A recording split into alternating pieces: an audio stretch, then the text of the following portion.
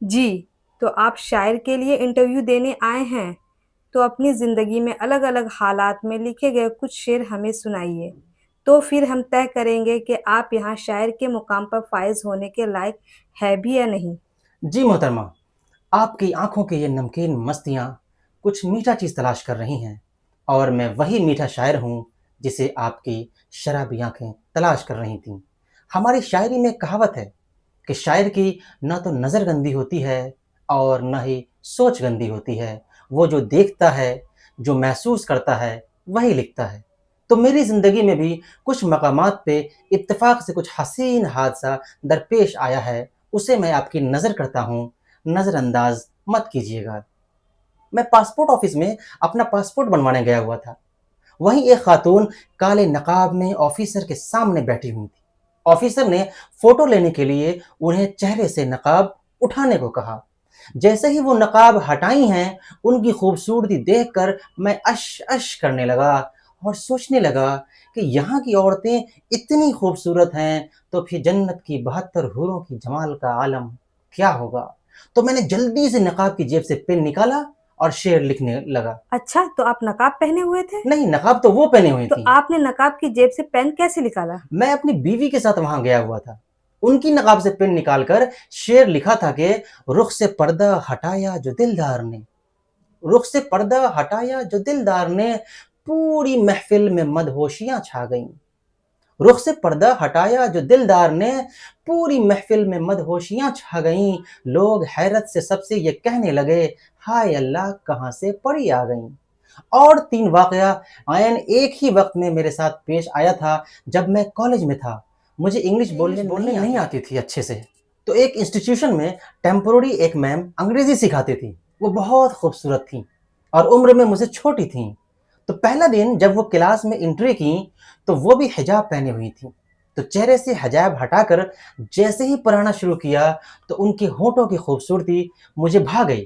تو پھر میں نے نقاب سے پین نکالا اور شعر لکھنا شروع کیا۔ آپ نقاب پہنے ہوئے تھے؟ نہیں، نقاب تو میرے بغل میں بیٹھی میری سسٹر پہنے ہوئی تھی، ان کی نقاب کی جیب سے پین نکالا تھا۔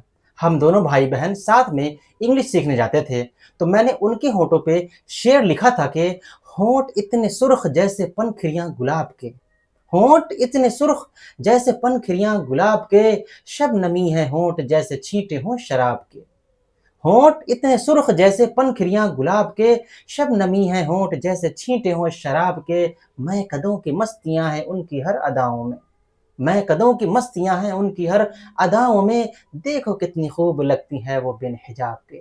اسی وقت ہمارے پڑوس میں ایک لڑکی رہتی تھی، وہ اکثر اپنے ہونٹوں کو دانت سے دباتی تھیں، ایسے کر کے۔ جب میں نے انہیں ایسا کرتے دیکھا تو جلدی سے میں نے پھر نقاب میں سے پین نکالا شعر لکھنے کے لیے۔ اب پین کہاں سے آ گیا؟ آپ نقاب پہنے ہوئے تھے؟ نہیں، نقاب تو میری ممی پہنی ہوئی تھی، میں اور میری ممی مارکیٹ جا رہے تھے سامان لانے کے لیے، اور میری ممی نقاب پہنی ہوئی تھی اور اس میں پین رکھی ہوئی تھی سیلف ڈیفنس کے لیے۔ اس شعر میں ان کا نام مینشن ہے، پر اس کو ریپلیس کر کے میں ڈال دیتا ہوں بہروبر تاکہ ان کا نام ظاہر نہ ہو۔ تو شعر یہ تھا کہ کتنی بے مروت سی ہو گئی ہیں بہروبر، کتنی بے مروت سی ہو گئی ہیں بہروبر، مجھ کو دیکھ کر ہی وہ نظر کو چراتی ہیں، جن گلابی ہونٹوں کو چومنے کو ترسوں میں، ان گلابی ہونٹوں کو دانت سے دباتی ہیں۔ جہاں میں اسپوکن انگلش سیکھتا تھا وہاں ایک لڑکی ساتھ میں پڑھتی تھی اور وہ ہر وقت نقاب میں ہی رہتی تھی۔ ہم لوگوں میں سے میکسیمم لوگوں نے ان کا فیس نہیں دیکھا تھا۔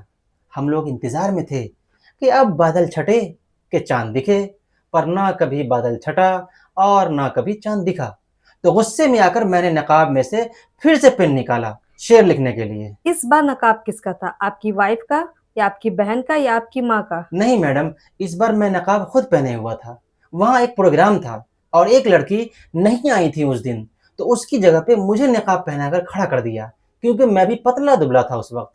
تو اس وقت اس نقاب والے لڑکی کو دیکھ کر غصے میں جو میں نے شعر لکھا تھا وہ یہ تھا کہ وہ سوچتی نقاب میں بچ جائیں گی مگر، وہ سوچتی نقاب میں بچ جائیں گی مگر، عشق کے لیے نظریں ہی کافی ہوا کرتی ہیں، محبت کے لیے ضروری نہیں ہر بار کا ملنا، ایک ملاقات ہی کافی ہوا کرتی ہیں۔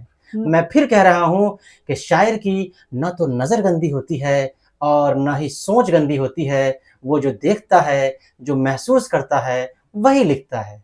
माफ़ कीजिएगा, आप शायर से ज़्यादा दिल फेंक लगते हैं। माफ़ कीजिएगा मोहतरमा, शायर और सिंगर अगर दिलफेक न हो और दिल न टूटे तो फिर शायर के कलाम में न तो गहराई आ पाएगी और न सिंगर की आवाज़ में दर्द आ पाएगा।